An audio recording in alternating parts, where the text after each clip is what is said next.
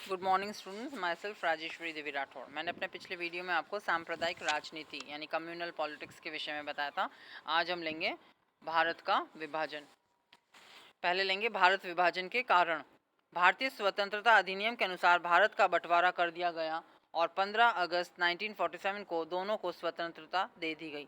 महात्मा गांधी विभाजन के कट्टर विरोधी थे, लेकिन कांग्रेस के अधिवेशन में माउंटबेटन योजना का समर्थन करते हुए महात्मा गांधी ने कहा था, मैं विभाजन का आरंभ से ही विरोधी रहा हूँ, किंतु अब परिस्थिति ऐसी उत्पन्न हो गई है कि दूसरा कोई रास्ता नहीं है।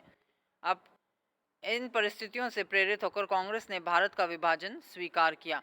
भारत विभाजन की परिस्थितियों या कारण इस प्रकार से हैं। पहला, सांप्रदायिक दंगे। मुस्लिम लीग ने पाकिस्तान प्राप्त करने के लिए सीधी कार्यवाही शुरू करके सांप्रदायिक दंगों का सूत्रपात किया था। इन दंगों में भीषण हत्याकांड हुआ और अपार संपत्ति का विनाश हुआ। अंतरिम सरकार इन दंगों को रोकने में असमर्थ थी, क्योंकि मुस्लिम लीग की प्रांतीय सरकारें भी उपद्रवकारियों की सहायता कर रही थीं। ये दंगे निश्चित रूप से योजनाबद्ध थे और इनका मात्र उद्देश्य कांग्रेस को आतंकित करके विभाजन का प्रस्ताव स्वीकार कराना था। यदि अंग्रेज चाहते तो इन दंगों को रोक सकते थे, लेकिन उन्होंने जानबूझकर ऐसा नहीं किया, क्योंकि वे यह बताना चाहते थे कि यदि भारत को स्वतंत्रता दे दी जाती है तो यहाँ के लोग आपस में ही कट मरेंगे। यद्यपि गांधी जी शांति के मूल्य को चुकाने के लिए देश का बंटवारा स्वीकार करने को तैयार नहीं थे, किंतु कांग्रेस को भय था कि यदि यही स्थिति रही तो देश की अराजकता बेकाबू हो जाएगी। ऐसी परिस्थिति में इन दंगों को तुरंत रोकना आवश्यक था। इन दंगों को बंद करने तथा बेगुनाह लोगों की हत्याएं रोकने के लिए विभाजन के अतिरिक्त कोई चारा नहीं था।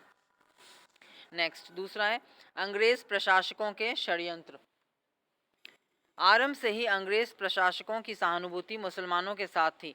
वस्तुतः सांप्रदायिकता का बीजारोपण भी अंग्रेजों ने किया, जबकि उन्होंने मुसलमानों को विधानमंडलों में उनके लिए अलग स्थान देने के लिए प्रोत्साहित किया।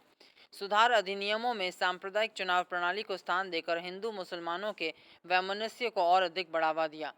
आगे चलकर उन्होंने मुस्लिम लीग की पृथक राज्य की मांग का समर्थन करके उन्हें खूब प्रोत्साहित किया। सांप्रदायिक दंगों से स्थिति बहुत खराब हो रही थी और मुसलमानों को पुलिस, प्रतिरक्षा, सूचना और यातायात विभाग में महत्वपूर्ण पदों पर लगाया जा रहा था। मुस्लिम लीग के समर्थक गैर कानूनी रूप से गोला बारूद और शस्त्र एकत्रित कर रहे थे। अंतरिम सरकार में मुस्लिम लीग के सदस्य कांग्रेसी मंत्रियों के लिए सिरदर्द बन गए। वस्तुतः मुस्लिम लीग के सदस्यों ने सरकार चलाना भी असंभव कर दिया था। इसीलिए सरदार पटेल ने कहा था कि मैं देश के बंटवारे के लिए उस समय माना जबकि इसके अतिरिक्त और कोई चारा नहीं रहा। हम उस समय ऐसी अवस्था पर पहुंच गए थे कि यदि हम देश का बंटवारा न मानते तो सब कुछ हमारे हाथ से चला जाता। नेक्स्ट, अगला कारण है अविलंब स्वतंत्रता के लिए। कांग्रेस ने देश का विभाजन अविलंब स्वतंत्रता प्राप्त करने के लिए भी स्वीकार कर लिया। अंग्रेज हमेशा मुस्लिम लीग का पक्ष लेते रहे। लॉर्ड वेवल मुस्लिम लीग के बिना संविधान सभा बुलाने को तैयार नहीं हुआ और उसे अंतरिम सरकार में सम्मिलित करने के लिए भारत सचिव के निर्देशों की भी अवहेलना की। मुस्लिम लीग को अंतरिम सरकार में इसीलिए लाया गया कि अंग्रेज दोनों के मतभेदों का बहाना लेकर भारत में रहना चाहते थे। अतः कांग्रेस को विश्वास हो गया था कि यदि अंग्रेज शीघ्रातिशीघ्र भारत को स्वतंत्र कर भारत से चले नहीं जाते तो भारत अनेक छोटे छोटे टुकड़ों में बंट जाएगा। अंतरिम सरकार में लीग के विभागों में उच्च पदों से लेकर चपरासी तक मुसलमान भरे जा रहे थे और हिंदुओं को निकाला जा रहा था। इसीलिए सरदार पटेल ने कहा था कि यदि पाकिस्तान स्वीकार नहीं किया जाता तो प्रत्येक दफ्तर में पाकिस्तान की एक इकाई स्थापित हो जाती। अंतरिम सरकार में कांग्रेसी सदस्यों को यह भली भांति ज्ञात हो गया था कि अंग्रेज मुस्लिम लीग गठबंधन देश के लिए घातक बनता जा रहा है। सरदार पटेल ने कहा, मैं इस परिणाम पर पहुंचा कि सबसे अच्छा तरीका यह है कि अंग्रेज़ों को भारत से शीघ्र निकाला जाए, चाहे देश का बंटवारा भी करना पड़े। कांग्रेस की बैठक में माउंटबेटन योजना पर विचार प्रकट करते हुए गोविंद वल्लभ पंत ने कहा था, 3 जून 1947 की योजना की स्वीकृति ही स्वतंत्रता प्राप्ति के लिए एकमात्र मार्ग है। आज कांग्रेस को या तो इस योजना को स्वीकार करना है अथवा आत्महत्या करनी है। नेक्स्ट, चौथा कारण है कांग्रेस की त्रुटिपूर्ण नीति। कांग्रेस सदैव मुस्लिम लीग से समझौता करने को उत्सुक रहती थी। इससे लीग का अनावश्यक महत्व बढ़ गया और वह समझने लगी उसके बिना भारत की संवैधानिक समस्या हल नहीं हो सकती। कांग्रेस ने 1916 में लखनऊ पैक्ट में लीग की बहुत सी बातें मान ली। CR फॉर्मूले में पाकिस्तान की मांग काफ़ी सीमा तक मान ली गई और इस फॉर्मूले के संबंध में बातचीत करने के लिए गांधी जी जिन्ना के पीछे भागते रहे। 14 जून 1947 को कांग्रेस कमेटी की बैठक में पंडित नेहरू ने कहा, कांग्रेस भारतीय संघ में किसी भी इकाई को बलपूर्वक रखने के विरुद्ध रही है। सरदार पटेल के भाषणों में भी इस बात को समर्थन मिलता रहा। इन परिस्थितियों में जिन्ना को यह समझते देर नहीं लगी कि कांग्रेस विवश होकर पाकिस्तान की मांग भी स्वीकार कर लेगी। मुस्लिम लीग को अनावश्यक महत्व देना और उसके पीछे भागना कांग्रेस की सबसे बड़ी गलती थी। नेक्स्ट है सशक्त भारत की इच्छा। कांग्रेस के नेता मुस्लिम लीग की अडंगा नीति और तोड़फोड़ की नीति से तंग आ चुके थे। इसीलिए उन्होंने अनुभव किया कि मुस्लिम लीग की इस नीति के कारण भारत कभी सशक्त राज्य नहीं बन सकेगा। जैसा कि सरदार पटेल ने कहा था कि मैंने उस समय महसूस किया कि भारत को मजबूत और सुरक्षित करने का यही तरीका है कि शेष भारत को संगठित किया जाए। मुस्लिम लीग केंद्र को शक्तिशाली नहीं देखना चाहती थी, इसीलिए मंत्रिमंडल मिशन योजना में मुस्लिम लीग की इस मांग को स्वीकार करते हुए केंद्र को निर्बल बनाया गया। केंद्र के निर्बल रहने से भारत कभी भी शक्तिशाली राष्ट्र नहीं बन सकता था। संयुक्त भारत के लिए भी लीग से समझौता करने का अर्थ होता निर्बल व शक्तिहीन भारत। इसीलिए सरदार पटेल ने कहा, बंटवारे के बाद हम कम से कम 75 या 80% भाग को शक्तिशाली बना सकते हैं, शेष को मुस्लिम लीग बना सकती है। इसीलिए कांग्रेस को भारत को शक्तिशाली बनाने की इच्छा के कारण उसे देश का विभाजन स्वीकार करना पड़ा। नेक्स्ट है जिन्ना की हठधर्मी। भारत के राष्ट्रवादी नेताओं का विचार था कि हमारा संघर्ष मुख्य रूप से अंग्रेजों के साथ है। इसीलिए कांग्रेसी नेता जिन्ना से बातचीत करने को सदैव तत्पर रहते थे। जिन्ना ने सदैव इसका अनुचित लाभ उठाया और सदैव अपनी मांगों को बढ़ाना जारी रखा। जिन्ना की हठधर्मी के कारण गोलमेज सम्मेलन और वेवल योजना असफल हो गई और सांप्रदायिक समस्या का कोई हल नहीं निकल सका। वह सदैव कांग्रेस को एक हिंदू संस्था सिद्ध करने का प्रयास करता था। 1937 के चुनावों के बाद जिन प्रांतों में कांग्रेस सरकारें बनी, उन पर लगातार मनगढ़ंत आरोप लगाकर वह उन्हें मुसलमानों पर अत्याचार करने वाली सरकारें बताता रहा।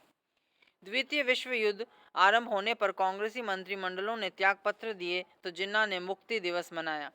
ऐसी परिस्थिति में सरदार पटेल, मौलाना आज़ाद और अन्य कांग्रेसी नेता इस बात के विरुद्ध थे कि गांधी जी व्यर्थ में जिन्ना के पीछे भागकर उसके मान सम्मान में वृद्धि करें। गांधी जी द्वारा बार बार जिन्ना से बातचीत करने का परिणाम यह निकला कि जिन्ना की हठधर्मी बढ़ती गई।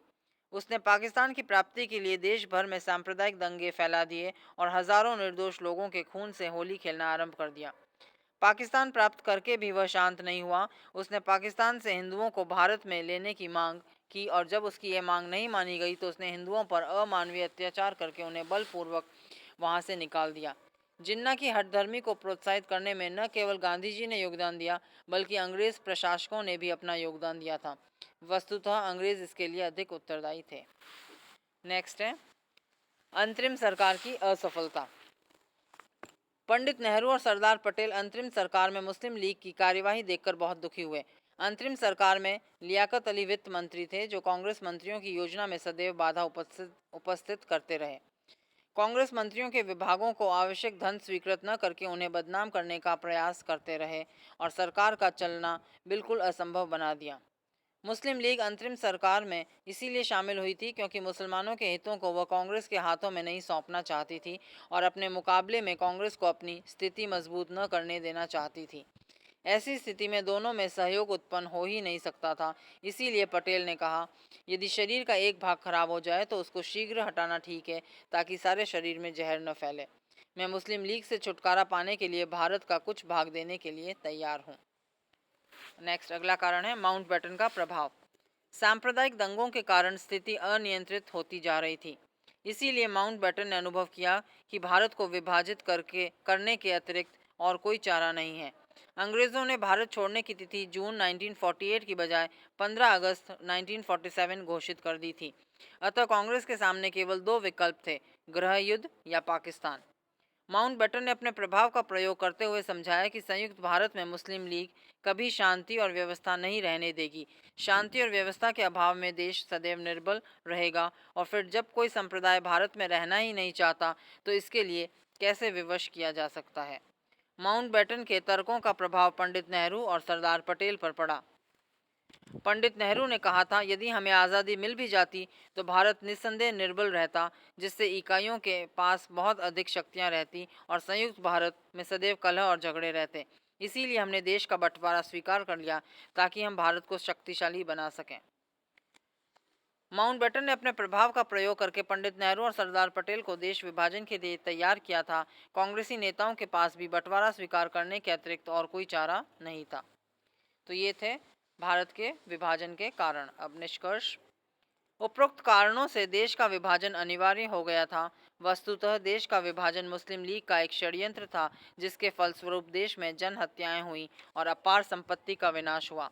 जिन्ना ने देश के सांप्रदायिक दंगों को उसकी चरम सीमा पर पहुंचा दिया था, फिर भी उसे विभाजन के बाद संतोष नहीं हुआ। जिस पाकिस्तान के निर्माण का स्वप्न 1930 में मोहम्मद इकबाल ने देखा था तथा मुस्लिम लीग ने राष्ट्रीयता के सिद्धांतों को तिलांजलि देकर उसे प्राप्त करने का प्रयत्न किया, वह पाकिस्तान एक स्वप्न ही रहा। तो ये था भारत के विभाजन के कारण।